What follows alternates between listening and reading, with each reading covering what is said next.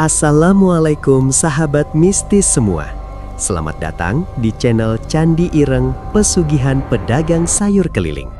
Tempat cerita-cerita mistis dan kisah pesugihan nyata yang bikin bulu kuduk merinding. Di sini kita akan menyelami kisah Pak Rono, pedagang sayur keliling yang hidupnya berubah drastis karena sebuah perjanjian gelap dengan kegelapan. Siapkan nyali dan jangan takut gelap, karena malam ini kita akan memulai perjalanan yang penuh misteri, teror, dan pelajaran hidup yang tak terlupakan. Di sebuah desa kecil yang berada di pinggir jalan kabupaten, hiduplah seorang pedagang sayur keliling bernama Pak Rono. Desa itu tidak terlalu ramai, tapi juga tidak terlalu sepi. Rumah-rumah warga berdiri berjajar sederhana, sebagian berdinding bata, sebagian lagi masih papan kayu. Setiap pagi sebelum ayam berkokok, Pak Rono sudah bangun dari tidurnya. Jam menunjukkan pukul 3 dini hari ketika ia membuka mata. Udara terasa dingin menusuk tulang. Di luar rumah, suasana masih sangat gelap. Hanya terdengar suara jangkrik dan sesekali anjing menggonggong di kejauhan. Pak Rono bangkit perlahan dari tikar tempat tidurnya. Ia tidak ingin membangunkan anak-anaknya yang masih terlelap. Di dapur kecil rumahnya, lampu bohlam redup menyala. Bu Sari, istrinya, ternyata sudah lebih dulu bangun. Perempuan itu sedang menata keranjang sayur yang nanti akan dibawa Pak Rono berkeliling. "Pak, sudah bangun?" tanya Bu Sari pelan. Pak Rono mengangguk sambil mengucek mata. "Iya Bu, sudah siap sayurnya." Bu Sari tersenyum tipis. "Sudah hampir selesai, tinggal cabai sama tomat yang belum dimasukkan." Di lantai dapur terlihat beberapa keranjang plastik besar berisi sayuran segar. Ada bayam, kangkung, kol, wortel, sawi, kacang panjang, dan terong. Semua itu nanti akan dibawa Pak Rono untuk dijual berkeliling kampung-kampung. Pekerjaan sebagai pedagang sayur keliling sudah dijalani Pak Rono hampir 8 tahun. Awalnya, ia hanya buruh tani. Namun karena penghasilan sebagai buruh sangat sedikit, ia memutuskan mencoba berdagang sayur. Dengan uang tabungan yang tidak seberapa, ia membeli motor bekas dan beberapa keranjang. Dari situlah semuanya dimulai. Pak Rono berjalan ke belakang rumah untuk mencuci muka. Air sumur terasa sangat dingin di wajahnya. Namun ia sudah terbiasa dengan rutinitas itu. Setelah selesai, ia kembali ke dapur. Bu Sari sudah menyiapkan teh panas dan singkong rebus. "Minum dulu Pak, biang hangat," kata Bu Sari. Pak Rono duduk di kursi kayu kecil sambil meminum teh. Ia memandang keranjang-keranjang sayur di lantai. Dalam hati ia berharap hari ini dagangannya bisa laku banyak, karena beberapa hari terakhir hasil jualannya menurun. Setelah selesai makan, Pak Rono mulai mengangkat keranjang satu persatu ke motor tuanya. Motor itu sudah terlihat sangat tua, catnya pudar dan beberapa bagian sudah berkarat. Kalau dihidupkan suaranya cukup keras.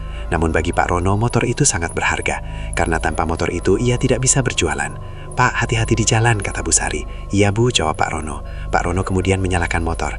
Mesinnya sempat batuk-batuk beberapa kali sebelum akhirnya hidup. Jam menunjukkan pukul 3:30 pagi. Pak Rono harus berangkat ke pasar induk yang jaraknya cukup jauh dari desa. Jalan menuju pasar masih sangat sepi.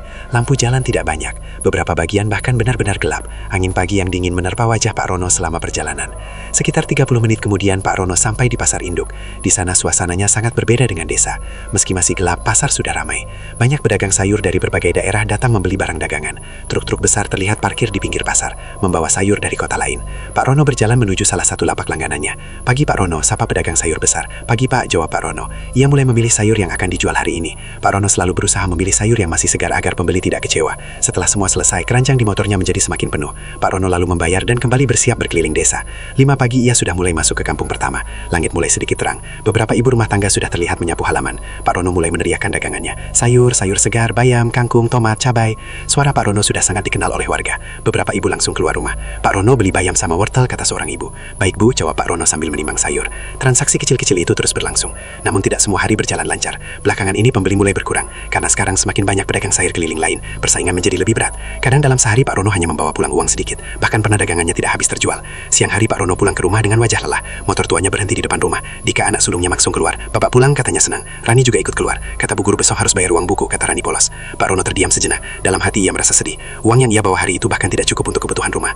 Namun ia tidak ingin anak-anaknya tahu kesulitan yang ia rasakan. Iya, nanti Bapak usahakan, kata Pak Rono sambil tersenyum. Malam harinya, Pak Rono duduk di ruang tamu kecil rumahnya. Ia menghitung uang hasil jualan hari itu. Bu Sari duduk di sampingnya. Berapa, Pak? Tanya Bu Sari. Pak Rono menghela napas panjang. Sedikit, Bu. Bu Sari terdiam. Ia juga tahu keadaan ekonomi mereka sedang sulit. Namun Bu Sari selalu mencoba bersabar. Yang penting kita tetap berusaha, Pak, katanya pelan. Pak Rono hanya mengangguk. Malam semakin larut. Namun Pak Rono belum bisa tidur. Pikirannya penuh dengan berbagai masalah. Biaya sekolah anak, biaya bensin motor, kebutuhan rumah tangga. Semua terasa berat. Akhirnya Pak Rono memutuskan keluar rumah. Ia berjalan menuju warung kopi kecil di ujung desa.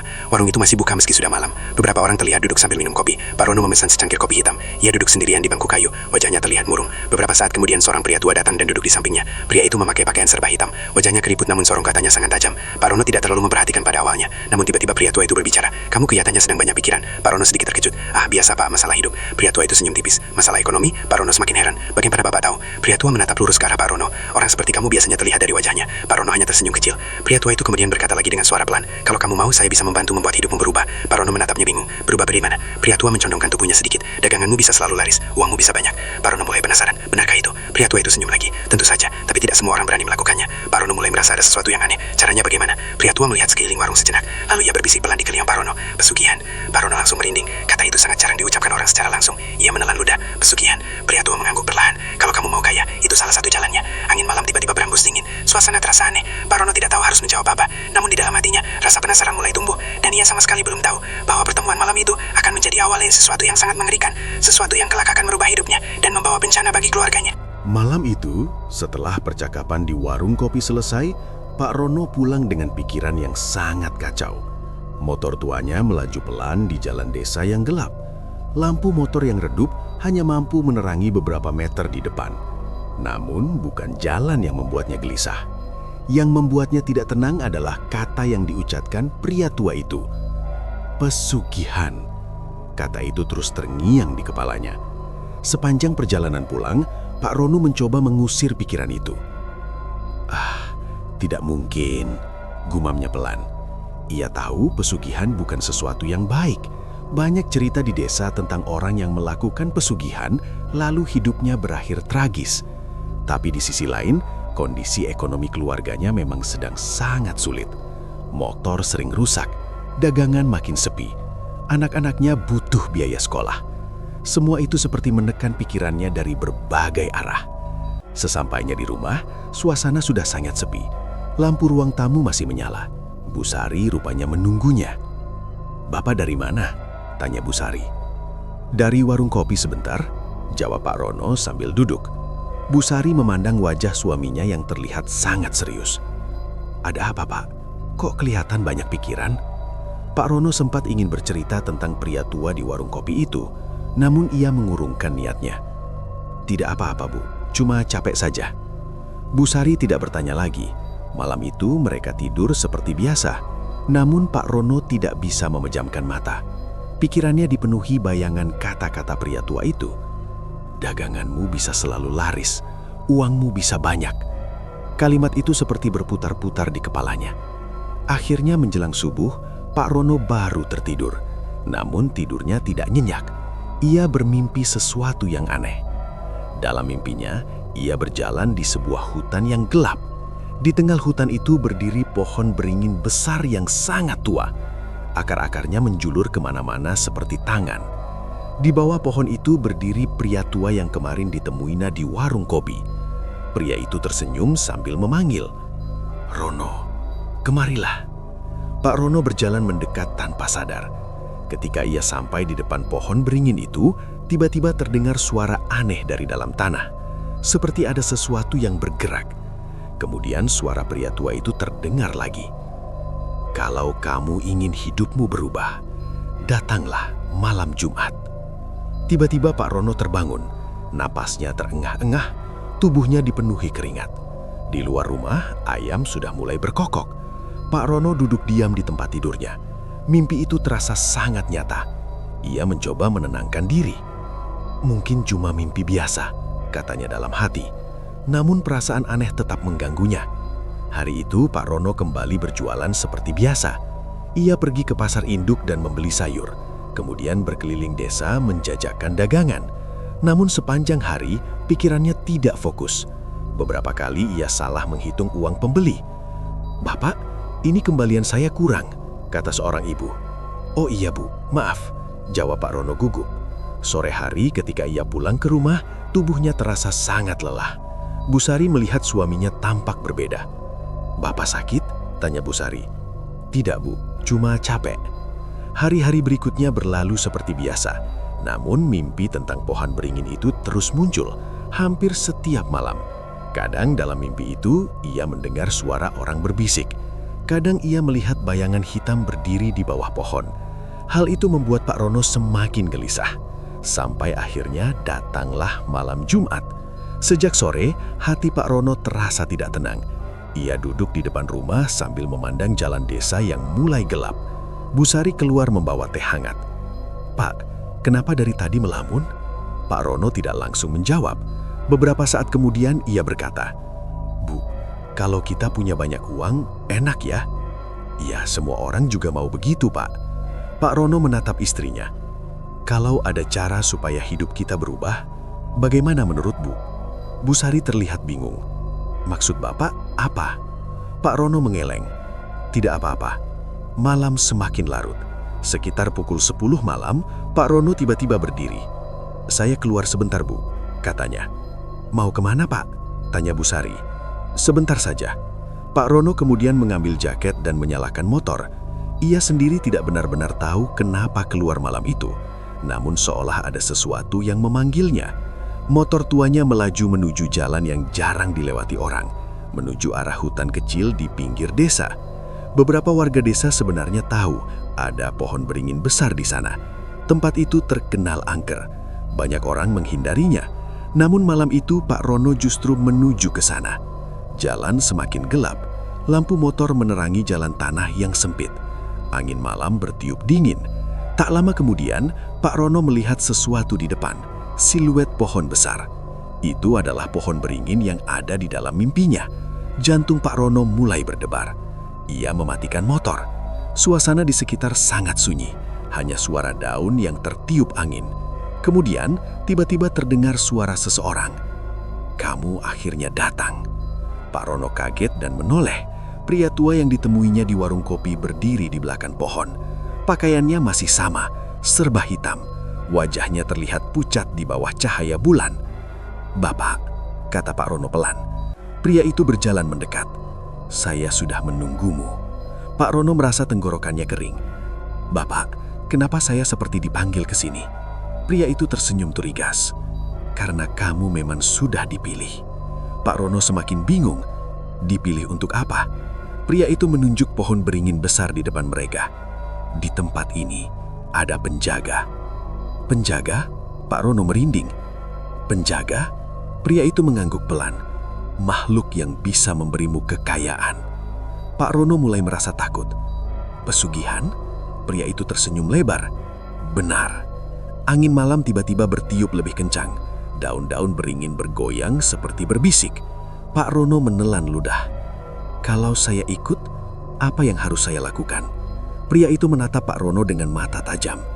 "Setiap kekayaan selalu ada harga yang harus dibayar." Pak Rono merasa jantungnya berdegup keras. "Harga?" Pria itu mendekatkan wajahnya. "Suatu hari, sesuatu dari hidupmu akan diminta sebagai tumbal." Pak Rono langsung terdiam. Kata itu membuat tubuhnya merinding. Namun bayangan tentang hidup miskin membuatnya ragu. Pria itu kembali berkata, "Kalau kamu berani, daganganmu akan selalu laris. Orang-orang akan selalu datang membeli sayurmu." Pak Rono menatap pohon beringin itu. Akar-akarnya terlihat seperti bergerak dalam bayangan gelap. Beberapa detik terasa sangat lama. Akhirnya Pak Rono berkata pelan, "Apa yang harus saya lakukan sekarang?" Pria itu tersenyum puas. "Mulai malam ini, perjanjian akan dibuat." Tanpa Pak Rono sadari, keputusan yang ia ambil malam itu akan membuka pintu kegelapan, sebuah jalan yang tidak bisa lagi ia tinggalkan. Dan sesuatu di balik pohon beringin tua itu sudah mulai menunggu tumbalnya. Malam di bawah pohon beringin itu terasa semakin dingin. Angin berhembus pelan, membuat daun-daun beringin bergoyang dan menimbulkan suara berdesir yang aneh. Pak Rono berdiri dengan perasaan campur aduk. Di satu sisi, ia merasa takut. Namun di sisi lain, keinginan untuk mengubah nasib keluarganya jauh lebih kuat.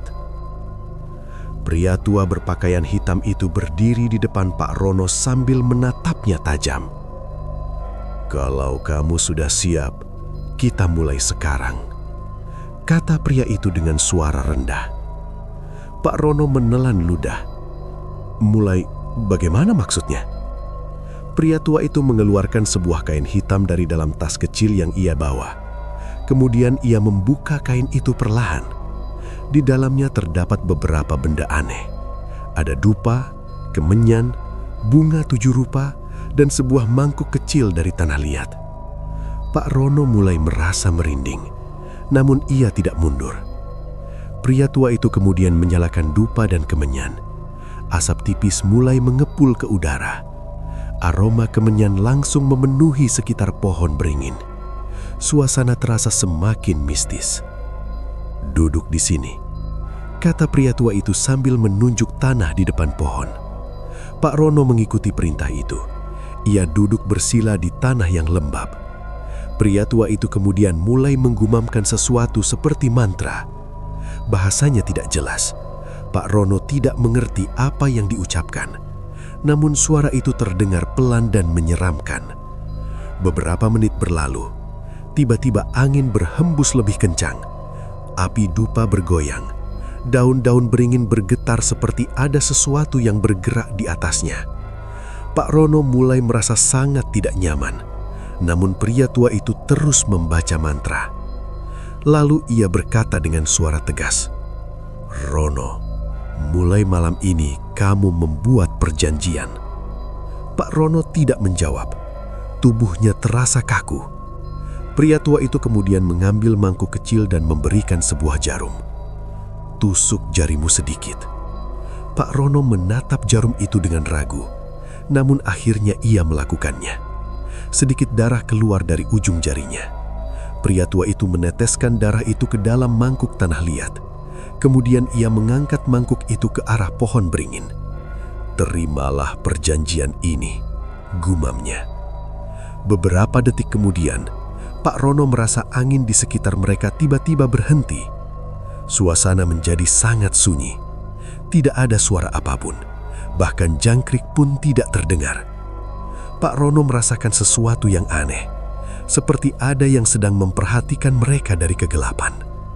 Tiba-tiba, dari arah akar pohon beringin, terdengar suara seperti tanah yang digerakkan. Krek, krek, krek. Pak Rono menoleh, namun ia tidak melihat apa-apa. Hanya bayangan gelap di antara akar-akar besar pohon.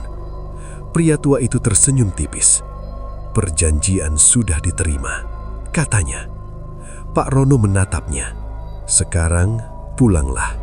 Hari mulai besok, hidupmu akan berubah." Pak Rono masih merasa bingung. Apakah benar dagangan saya akan laris? Pria tua itu hanya tersenyum. "Kamu akan melihatnya sendiri." Pak Rono kemudian bangkit. Ia menyalakan motor dan pulang ke rumah. Sepanjang perjalanan pulang, pikirannya masih kacau. Ia tidak benar-benar tahu apa yang barusan terjadi. Namun ia merasa sesuatu telah berubah. Sesampainya di rumah, Bu Sari sudah tertidur. Pak Rono masuk ke kamar dengan pelan. Ia berbaring di kasur. Namun kali ini ia langsung tertidur lelap. Pagi harinya, Pak Rono bangun seperti biasa. Ia pergi ke pasar induk membeli sayur.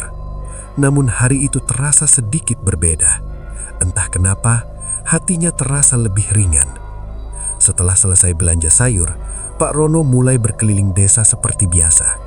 Sayur, sayur segar, bayam, kangkung, tomat. Suara Pak Rono terdengar di sepanjang jalan. Baru beberapa menit berkeliling, seorang ibu memanggil, "Pak Rono, sini Pak." Pak Rono berhenti. Ibu itu membeli banyak sayur, lebih banyak dari biasanya. Tidak lama kemudian, ibu lain juga datang. "Pak, saya beli kol sama wortel ya." Kemudian ada lagi pembeli lain. "Pak Rono ada cabai?" Pak Rono mulai merasa heran.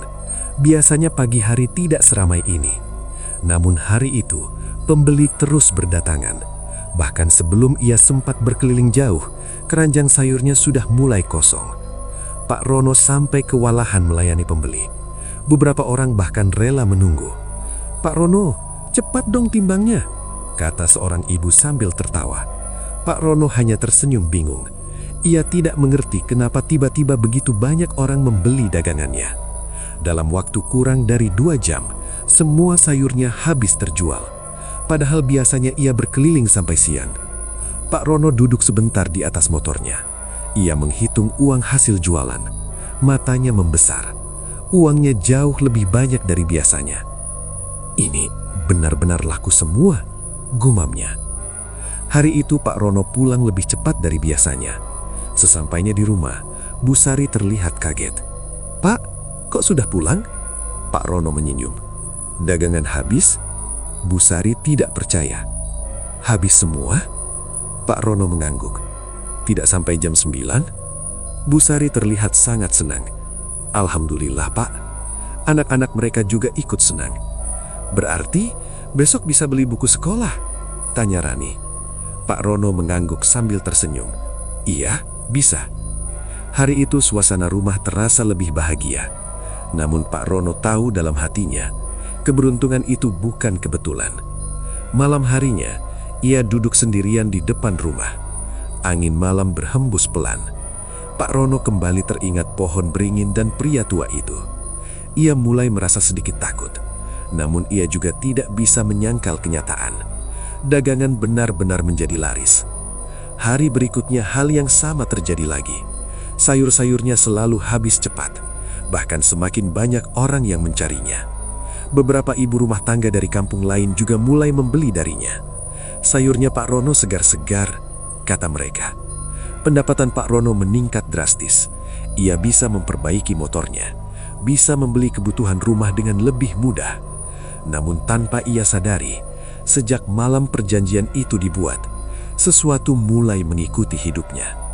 Kadang ketika ia bangun tengah malam, ia merasa seperti ada yang berdiri di luar rumah. Kadang ia mendengar suara langkah di halaman, namun ketika diperiksa, tidak ada siapa-siapa. Dan di bawah pohon beringin tua di pinggir desa, sesuatu dari kegelapan sedang menunggu waktu untuk menagih apa yang sudah dijanjikan.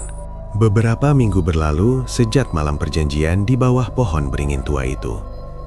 Hidup Pak Rono berubah dengan sangat cepat. Dagangan sayurnya selalu habis. Bahkan sebelum ia sempat berkeliling seluruh desa, keranjang sayurnya sudah kosong. Hal itu membuat banyak orang mulai membicarakannya. Di pasar induk, beberapa pedagang bahkan mulai heran. "Rono, kamu sekarang beli sayur banyak sekali," kata salah satu pedagang. Pak Rono hanya tersenyum. "Iya Pak, sekarang pembeli banyak." Memang benar. Setiap pagi, para ibu rumah tangga seperti sudah menunggu kedatangan Pak Rono. Begitu suara teriakannya terdengar dari ujung jalan, "Sayur, sayur segar!" Orang-orang langsung keluar rumah. Beberapa bahkan membeli lebih banyak dari biasanya. Hal itu membuat penghasilan Pak Rono meningkat pesat.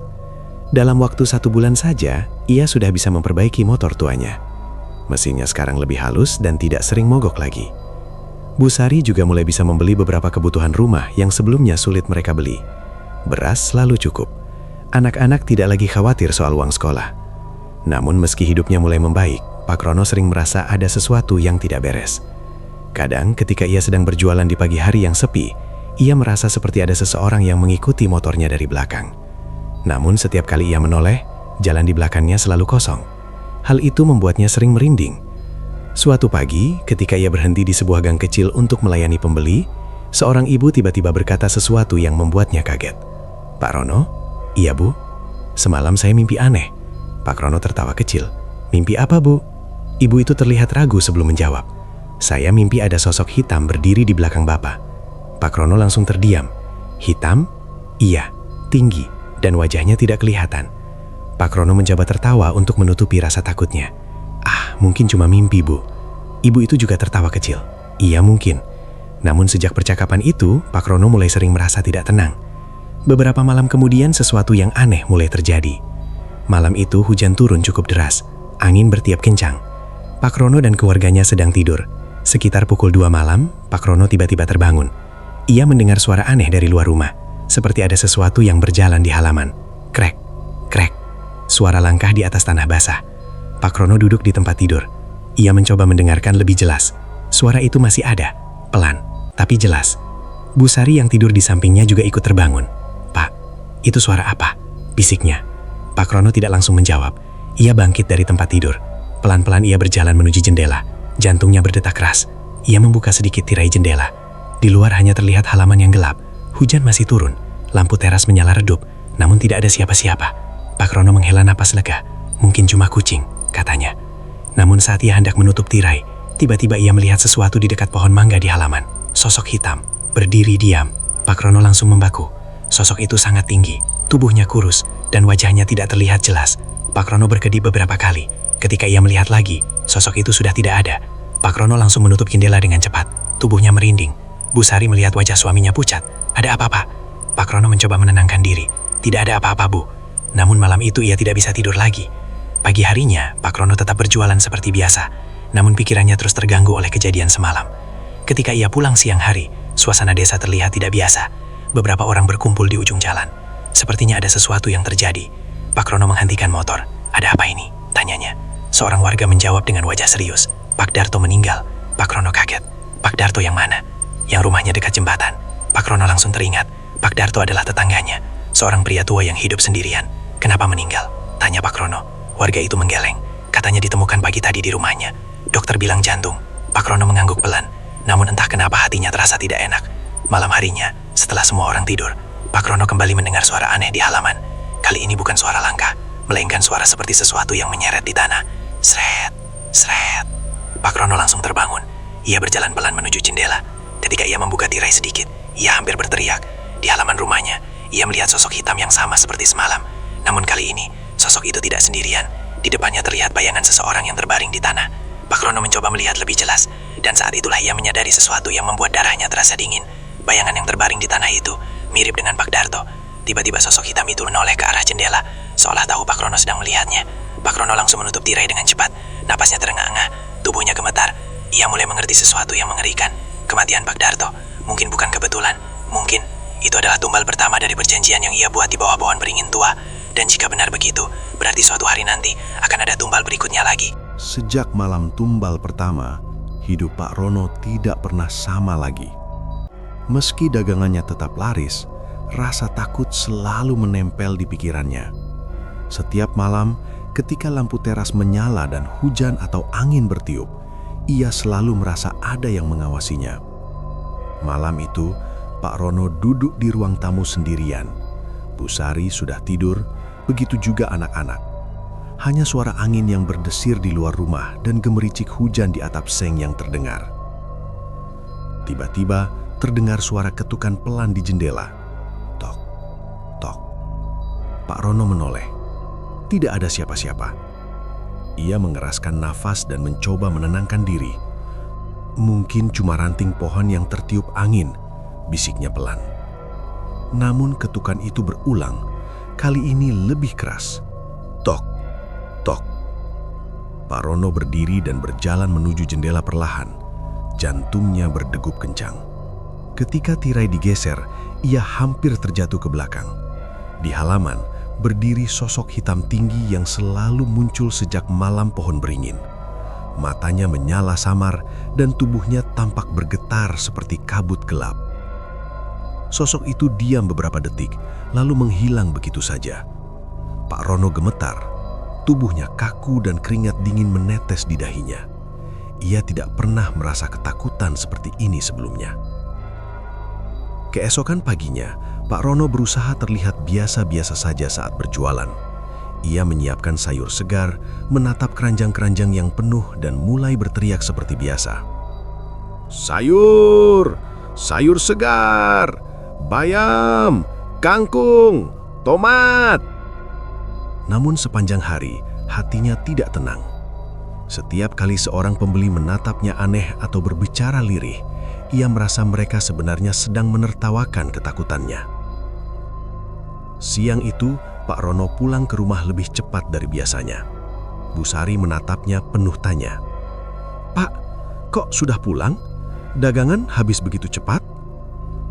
"Iya, Bu," jawab Pak Rono sambil tersenyum paksa.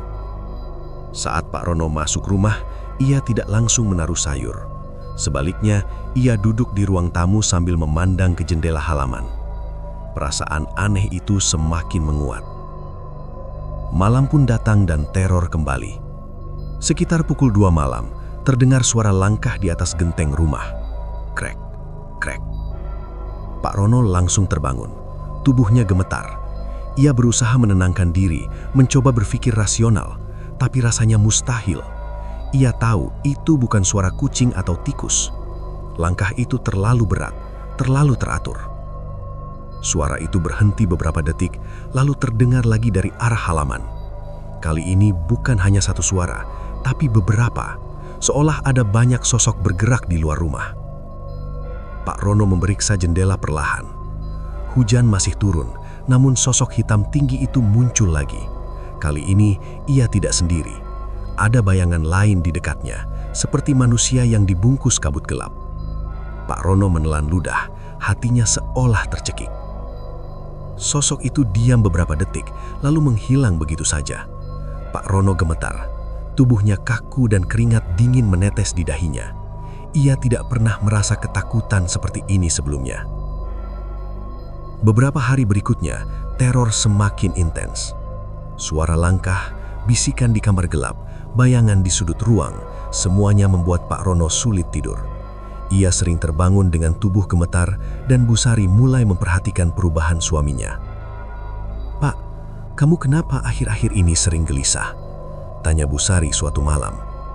Pak Rono terdiam, menatap istrinya dengan mata kosong. "Tidak apa-apa, cuma capek saja," jawabnya. Namun Busari tahu itu bukan bohong.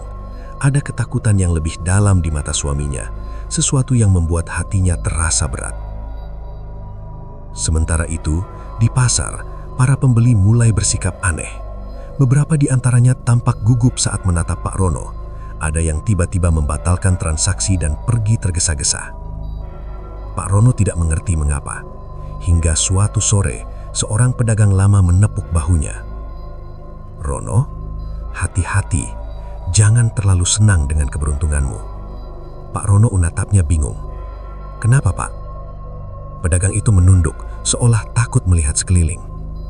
"Orang-orang bilang ada yang menagih, sesuatu yang harus dibayar dari keberuntungan itu." Pak Rono menelan ludah. Ia mulai mengingat malam perjanjian di pohon beringin, jarum di jarinya, darah yang diteteskan ke mangkuk tanah liat, dan sosok hitam yang selalu muncul di malam hari. Malam itu, ketakutan Pak Rono memuncak. Ketika ia tidur, ia bermimpi lagi. Kali ini mimpinya lebih jelas, lebih menyeramkan. Sosok hitam itu berdiri di ruang tamu rumahnya, memandang lurus ke arah Pak Rono. Di tangannya ada bayangan manusia yang terlihat seperti tengkorak hidup. Sosok itu menatap Pak Rono dan berkata dengan suara berat, "Waktumu akan datang." Pak Rono terbangun dengan jeritan kecil. Tubuhnya gemetar dan nafasnya tercekak. Ia tahu ini adalah peringatan pertama. Pesugihan yang ia lakukan mulai menagih harganya. Tumbal pertama Pak Darto hanyalah awal dari serangkaian teror yang akan menghantui hidupnya dan keluarganya. Mulai saat itu, Pak Rono hidup dalam ketakutan yang selalu membayangi setiap detik. Setiap langkah, setiap malam, setiap nafas, terasa seolah ada yang mengintai, menunggu, dan siap menagih janji yang ia buat di bawah pohon beringin tua itu. Setelah malam-malam penuh ketakutan, Pak Rono mulai menyadari bahwa hidupnya kini dikendalikan oleh sesuatu yang jauh lebih kuat daripada dirinya. Tidak ada lagi rasa aman, tidak ada lagi malam yang tenang. Sosok hitam itu selalu muncul di halaman atau di sudut rumah, menandai kehadirannya.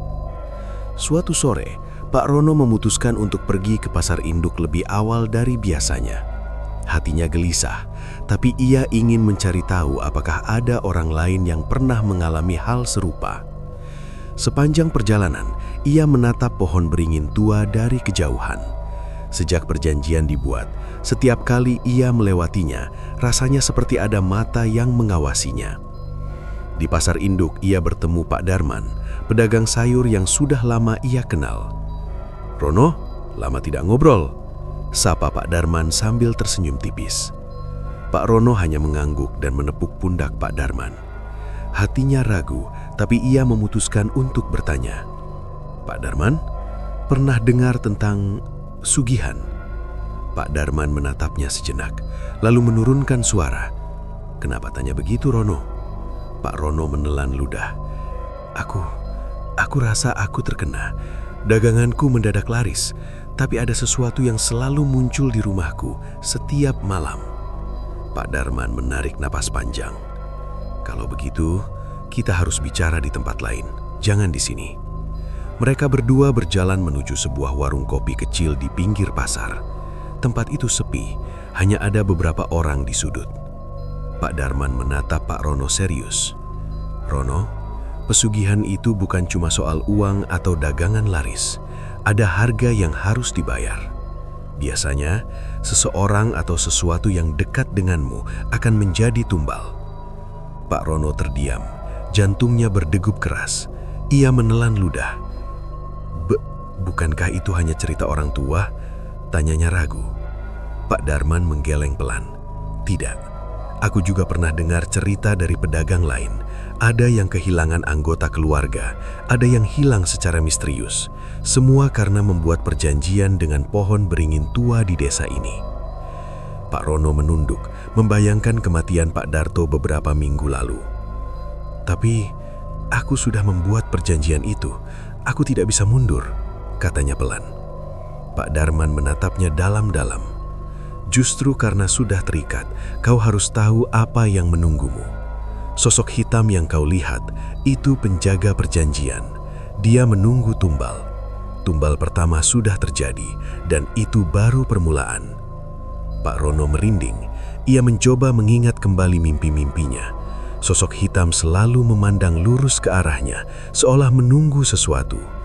Bayangan manusia yang terbaring di tanah dalam mimpinya, mungkin itu pertanda tumbal berikutnya. "Kalau begitu, apa yang bisa kulakukan?" tanya Pak Rono yang suaranya nyaris berbisik. Pak Darman menepuk bahunya.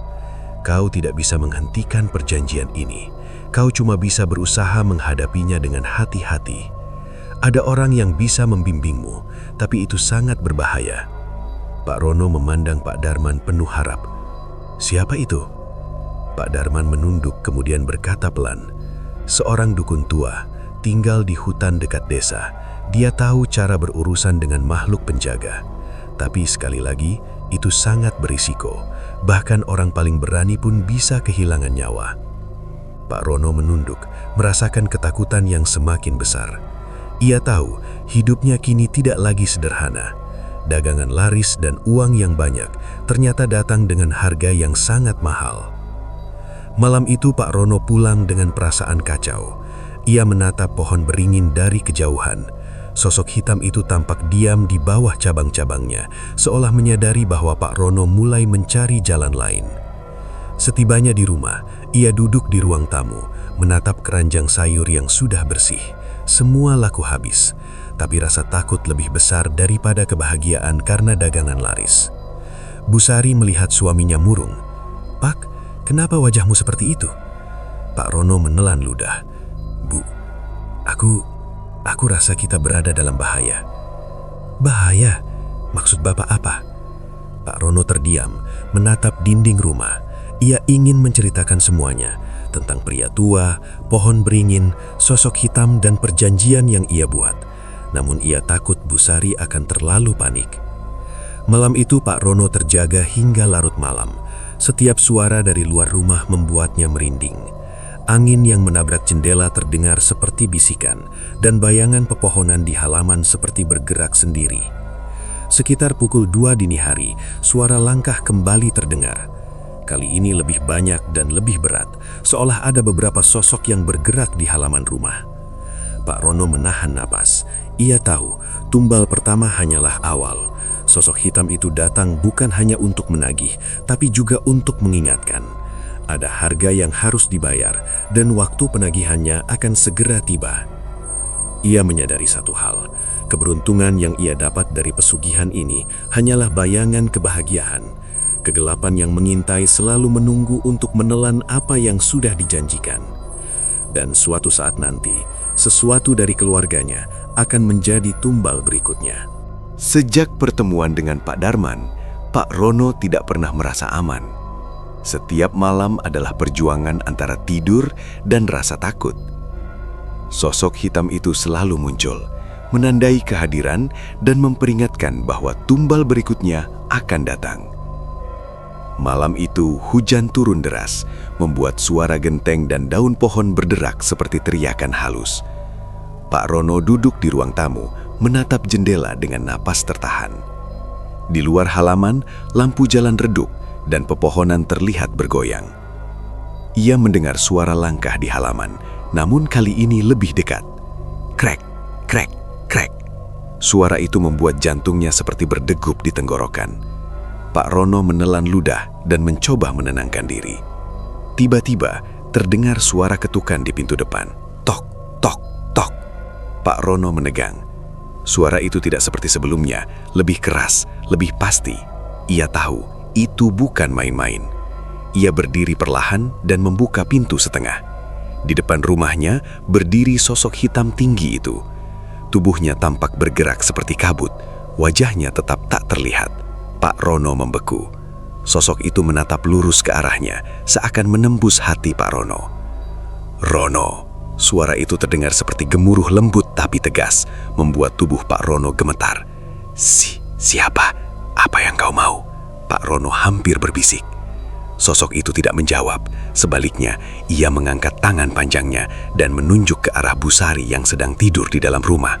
Pak Rono langsung menutup pintu dan memeluk istrinya, tubuhnya gemetar. Ia sadar, ini bukan hanya ancaman untuk dirinya. Sosok hitam itu mulai menarget keluarganya. Keesokan harinya, Pak Rono memutuskan untuk pergi menemui Pak Darman lagi. Ia harus mencari jalan, meskipun risikonya besar. Di warung kopi Pasar Induk, Pak Darman menatap Pak Rono serius. Kau melihatnya lagi? Tanyanya. Pak Rono mengangguk. Ia menunjuk ke Bu Sari. Aku takut sesuatu akan terjadi padanya. Pak Darman menelan ludah. Rono, kau harus siap. Sosok itu bukan sekedar hantu. Dia penjaga perjanjian. Setiap keuntungan yang kau dapat dari pesugihan itu akan dibayar dengan nyawa. Tumbal berikutnya bisa siapa saja yang dekat denganmu. Pak Rono menunduk. Bayangan Pak Darto, sosok hitam, dan kata-kata Pak Darman membebani pikirannya. Aku tidak mau hal buruk terjadi pada keluargaku, katanya pelan. Pak Darman menatapnya tajam.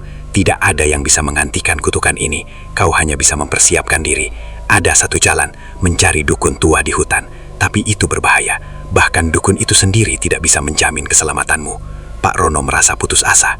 Ia ingin menolak, tapi hatinya tahu, jika ia tidak bertindak, keluarganya bisa menjadi tumbal berikutnya. Malam itu, ia pulang dengan perasaan campur aduk. Di rumah, Bu Sari dan anak-anaknya tidur tenang, tapi Pak Rono tahu bahaya mengintai. Sekitar pukul 2 dini hari, suara langkah kembali terdengar. Kali ini lebih dekat, lebih banyak. Krek, krek, suara itu datang dari dalam rumah, di arah kamar anak-anaknya. Pak Rono terbangun, tubuhnya gemetar. Ia perlahan berjalan menuju kamar anak-anak. Namun ketika ia membuka pintu, tidak ada apa-apa, hanya kegelapan dan suara hujan. Ia menutup pintu dan menoleh ke arah jendela. Sosok hitam itu berdiri di halaman, menatap rumahnya. Kali ini ia tidak pergi. Sosok itu tetap di sana, diam, menunggu. Pak Rono merasakan ketakutan yang belum pernah ia rasakan sebelumnya. Ia sadar, waktunya semakin dekat. Tumbal berikutnya mungkin bukan orang asing, mungkin orang yang ia cintai. Beberapa hari kemudian, Pak Rono memutuskan untuk menyiapkan segala sesuatu. Ia mulai menutup jendela dengan kain tebal, menyalakan dupa di rumah, dan menaruh keris tua yang diwariskan oleh kakeknya di bawah bantal. Namun segala persiapan itu hanya menenangkan pikirannya sementara. Sosok hitam itu tetap muncul setiap malam, semakin dekat dan semakin nyata. Suatu malam, Pak Rono melihat sosok itu menatap anak sulungnya, Dika. Matanya yang biasa ceria, kini pucat dan ketakutan. Malam itu hujan turun deras, lebih deras daripada biasanya. Angin menampar jendela rumah Pak Rono hingga berderit keras, seakan memberi peringatan. Lampu teras berkedip-kedip, membuat bayangan pepohonan di halaman tampak menari-nari, dan membuat suasana semakin menyeramkan. Pak Rono duduk di ruang tamu, matanya menatap gelap di luar rumah. Tubuhnya gemetar. Suara langkah di halaman sudah terdengar sejak beberapa jam yang lalu. Krek, krek. Suara itu teratur, seolah ada makhluk berat berjalan di atas tanah basah. Ia tahu malam ini berbeda. Sosok hitam itu tidak sekedar muncul seperti biasanya. Ia tahu malam ini adalah malam penagihan yang sebenarnya. Bu Sari dan anak-anak sudah tidur. Pak Rono mencoba menenangkan diri, tapi hatinya tidak tenang. Ia menyalakan lampu minyak kecil di ruang tamu dan menaruh beberapa dupa di sekitarnya. Asapnya tipis, namun baunya menusuk hidung. Beberapa menit kemudian, terdengar suara ketukan keras di pintu depan. Tok, tok, tok. Pak Rono berdiri dengan napas tersengal. Ia tahu sosok hitam itu sudah sampai di sini. Dengan tangan gemetar, ia membuka pintu sedikit. Hujan deras membasahi halaman, namun sosok hitam itu tetap berdiri tegak. Tubuhnya tinggi, wajahnya tidak terlihat, hanya bayangan gelap yang tampak hidup. Pak Rono menelan ludah, mencoba bersuara. Siapa kau? Dan apa yang kau inginkan? Sosok itu diam, matanya yang tak terlihat seolah menembus jantung Pak Rono. Lalu dari arah gelap halaman, muncul bayangan lain, lebih banyak dan bergerak mendekat. Sosok-sosok itu menyerupai manusia, tapi tubuhnya hitam pekat, seperti kegelapan yang dipadatkan menjadi bentuk nyata. Pak Rono mundur, hampir terjatuh. Hatinya terasa tersayat, dan tubuhnya kaku. Ia tahu, ini bukan mimpi, ini nyata. Sosok hitam itu datang untuk menagih janji. Jangan dekati keluargaku, teriak Pak Rono, suaranya parau. Sosok hitam itu tetap diam, perlahan melangkah mendekati rumah. Setiap langkahnya membuat tanah bergetar. Pak Rono tahu ia tidak bisa melawan secara fisik. Ia hanya bisa berdoa dan berharap ada jalan lain.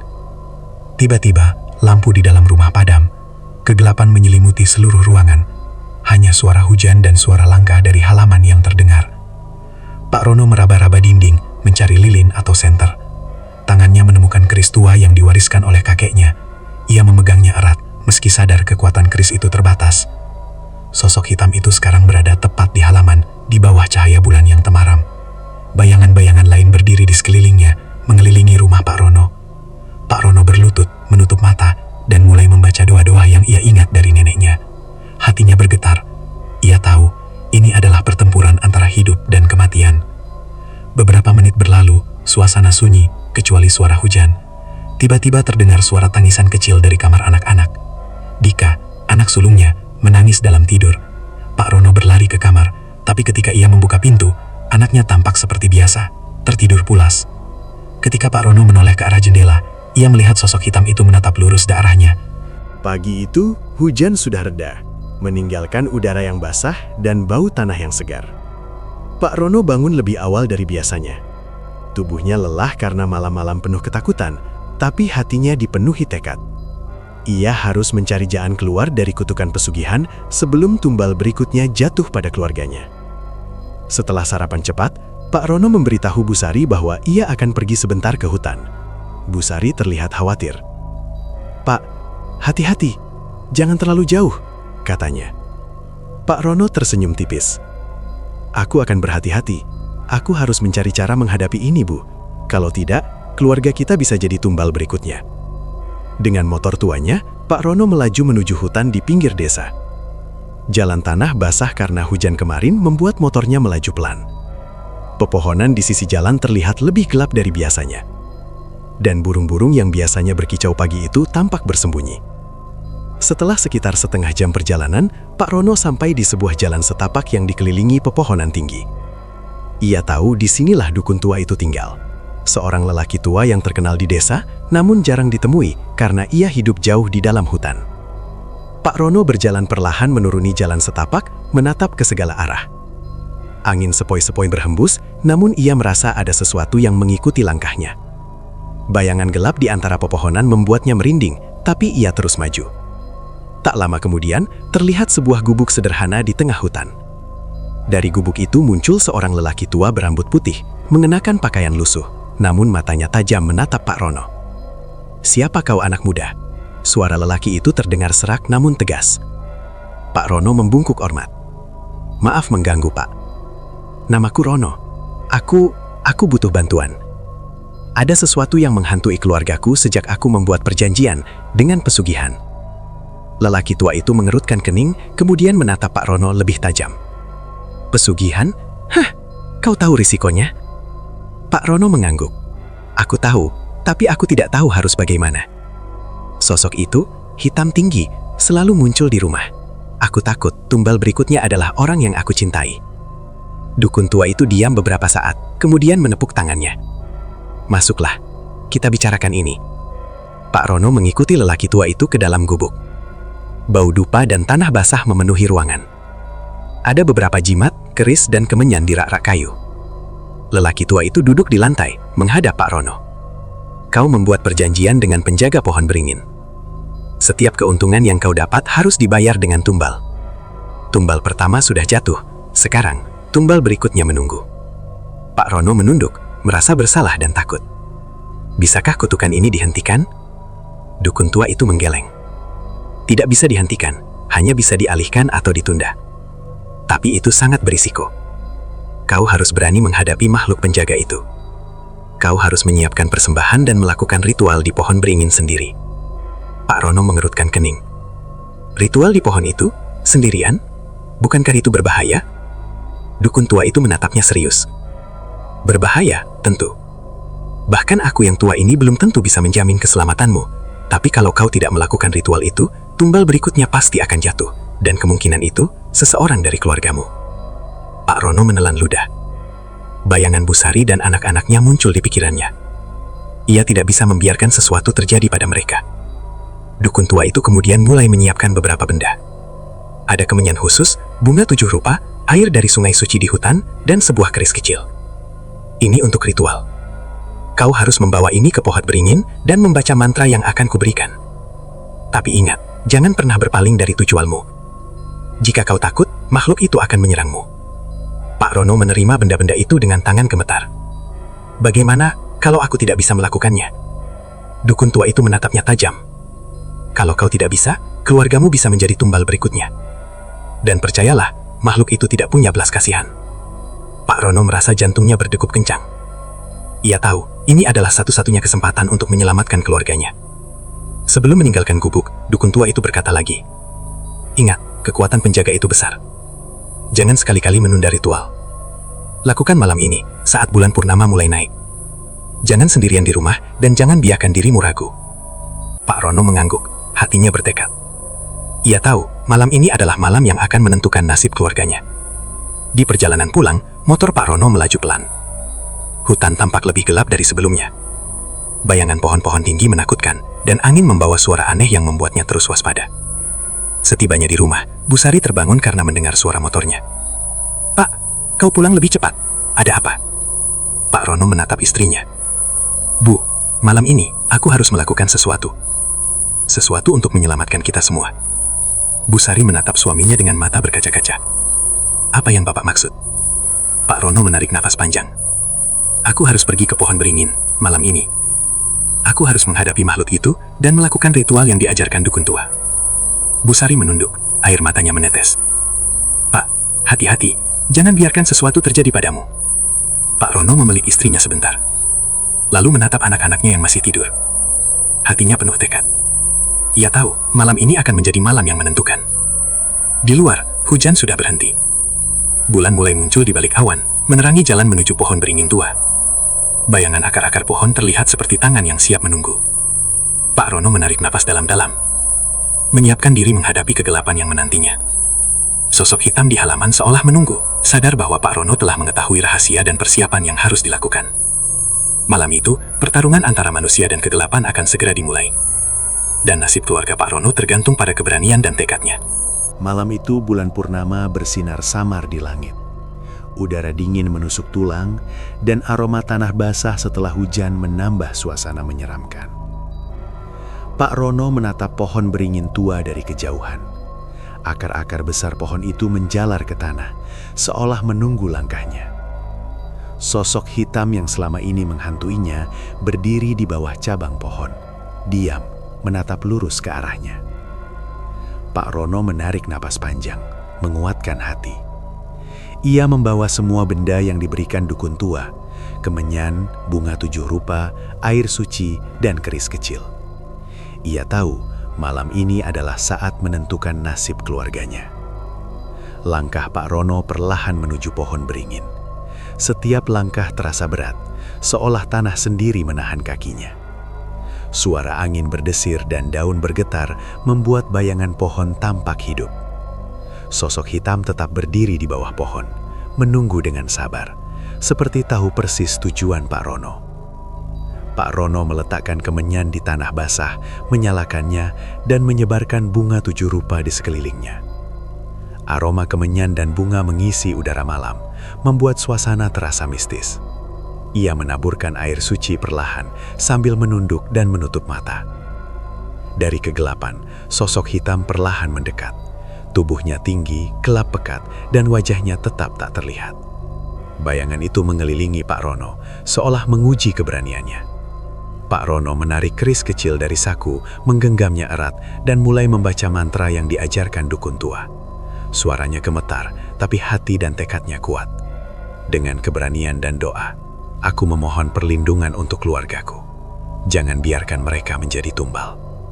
Sosok hitam itu tiba-tiba bergerak lebih cepat, melayang di udara. Bayangan di sekelilingnya semakin banyak, menari-nari di sekeliling pohon beringin. Tanah bergetar, akar pohon seperti bergerak menahan atau menantang Pak Rono. Hati Pak Rono berdegup kencang.